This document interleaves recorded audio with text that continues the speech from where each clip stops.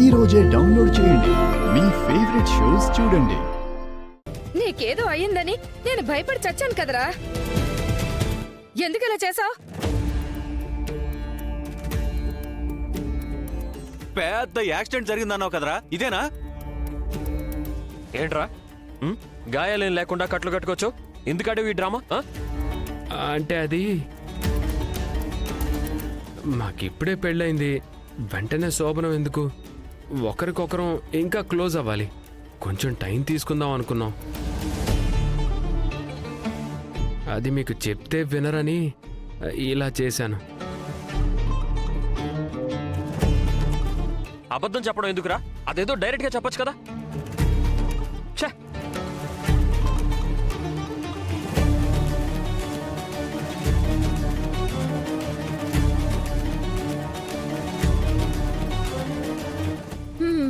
శోభనంలో ఒకరికొకరు బోల్డ్ అంతా అర్థం చేసుకోవచ్చు.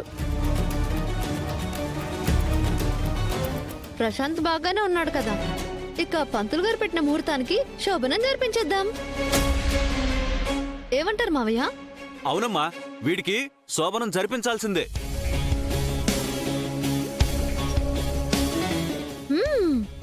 Ashmita, get ready for that.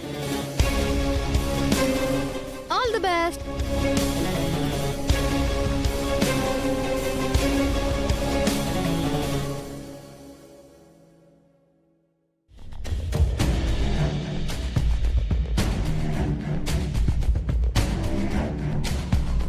అన్నా వస్తున్నాడన్నా.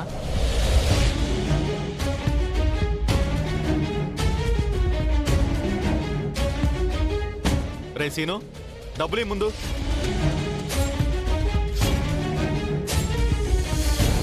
అన్నా, ఆటో అప్పచెప్పేశాను, 500 కూడా ఇచ్చేశాను. రే ఏంటి ఏంటి 500 ఏంటి? బాడుగన్నా. తమాషాలు చేస్తున్నావు ఏంటి? ముందు 5 లక్షలు ఇవ్వు.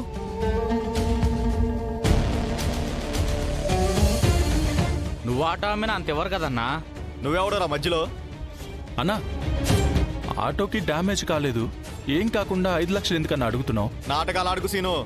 పొద్దున్న నువ్వే కదా ఆటో తీసుకెళ్ళింది. అవును. రాత్రి నేను ఆటోలో 5 లక్షలు పెట్టాను. ఎక్కడ పెట్టావన్నా? ఆటోలో పెట్టాను. ఆటోలో పెడితే ఎవడో ఒకటి ఎత్తేసి ఉంటాడు. అన్నా వీడే ఎత్తేసి ఏం తెలియనట్టు మాట్లాడుతున్నాడు. అన్నా, రోజు ఎంతో మంది ప్యాసింజర్స్ ఆటో ఎక్కుతూ ఉంటారు, దిగుతూ ఉంటారు. నీ డబ్బు ఎవరు తీసుకెళ్లారో నాకెలా తెలుస్తుందన్నా? బ్రదర్ పద మనం రే వెళ్దాం. ఆగు.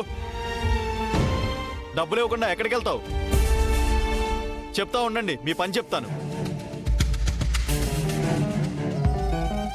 హలో ఇన్స్పెక్టర్ గారు, సీను అనే కుర్రాడు 5 లక్షలు నొక్కేసి నాకేం తెలియదు అంటున్నాడు. అలాగే సార్. ఓకే సార్, తీసుకొస్తున్నాను సార్. అన్నా అన్నా, ఏంటన్నా ఈ అన్యాయం? అన్నా మీరు మర్చిపోయి మా బ్రదర్ని బుక్ చేస్తారేంటన్నా? అన్నా ఏంటన్నా మావాడిని కొడతారు? నీ సంగతి కూడా తెలుస్తాను. పోలీస్ స్టేషన్కి పద. డబ్బులు ఇస్తావా, పోలీస్ స్టేషన్కి వస్తావా? అన్నా అన్నా, నేను తీయలేదన్నా. అక్కడ దాకా ఎందుకన్నా? రేయ్ ముందు డబ్బులు తీ, ముందు డబ్బులు తీ. నేను తీయలేదన్నా, ఆ డబ్బులు నేను చూడలేదన్నా. దౌర్జన్యం చేస్తున్నారు మీరు.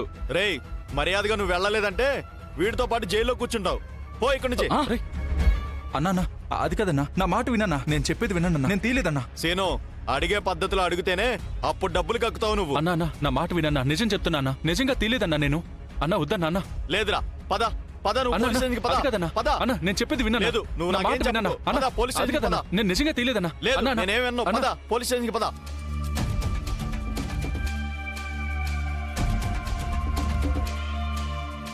ఈ శ్రీనుని గెలిపించడానికి నేను హోంవర్క్ చేయాల్సి వస్తుంది. చేసుకున్న వాడికి చేసుకున్నంత అంటే ఇదేనేమో.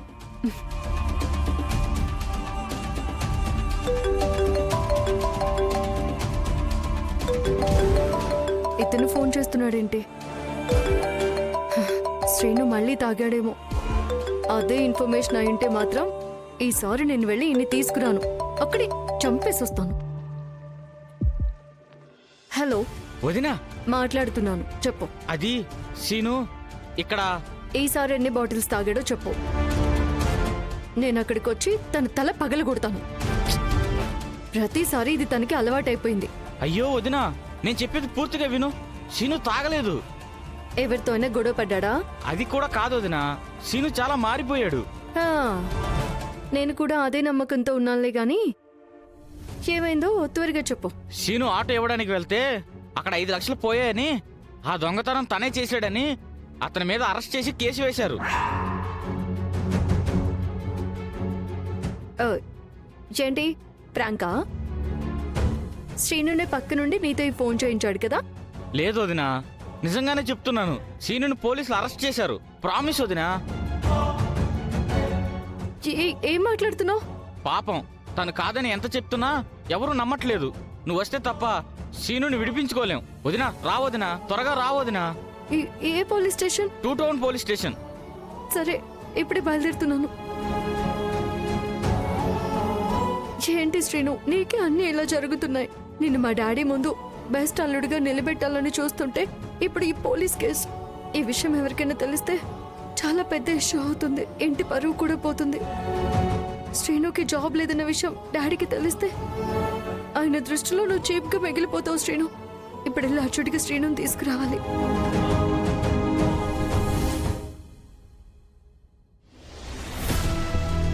శోభనం ఇప్పుడే వద్దు అని మీకు చిలక్కి చెప్పినట్టు చెప్పాను. రామలక్ష్మి ముహూర్తాలు పెట్టి శోభనానికి ఏర్పాట్లు చేస్తుంటే మీరు సినిమా చూస్తున్నట్టు చూస్తున్నారు. మరేం చేయను? ఏమైనా అంటే పెద్ద కోడలు బాధ్యత అని ఈ 2 మాటలు మాట్లాడి నా నోరు ముయించేస్తుంది. అసలు అది నా కోడలుగా రావటం నాకు ఇష్టం లేదంటే వచ్చి నా దగ్గరే పెత్తనం చలాయిస్తుంది. నా కొళ్ళు మండిపోతుంది.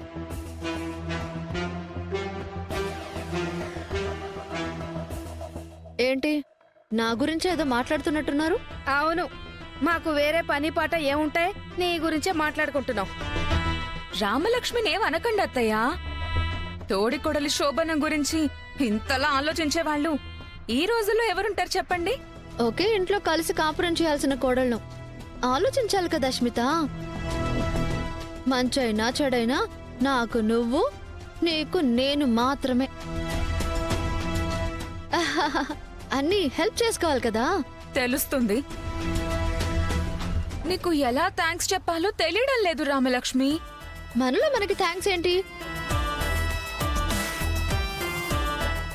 అష్మిత, సమయం ఎక్కువ లేకపోవడం వల్ల నేను రిలేటివ్స్ ఎవరిని పిలవలేదు.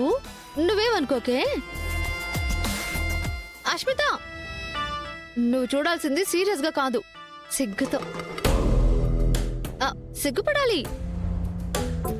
కొత్తగా పెళ్ళైన పెళ్లి కూతురు మొదటి రాత్రి భర్త గదిలోకి వెళ్ళేటప్పుడు సిగ్గుపడాలి. ప్రశాంత్ దగ్గర నాకు సిగ్గేంటి? ఆహా, నీకు సిగ్గు లేదని నాకు తెలుసులే. అదే అదే నార్మల్ గా చెప్తున్నా. కనీసం సిగ్గుపడినట్టు నటించు. అత్తయ్య, ఇంకా ఎంతసేపు? పాలు చల్లారిపోయేలా ఉన్నాయి. అయిపోయింది. అయిపోయిందా? మరి చెప్పరే. అష్మిత, ఇదిగో పాలు తీసుకో. లే మావయ్య, లే లే లే. మావయ్య గారు, మావయ్య గారు, రండి.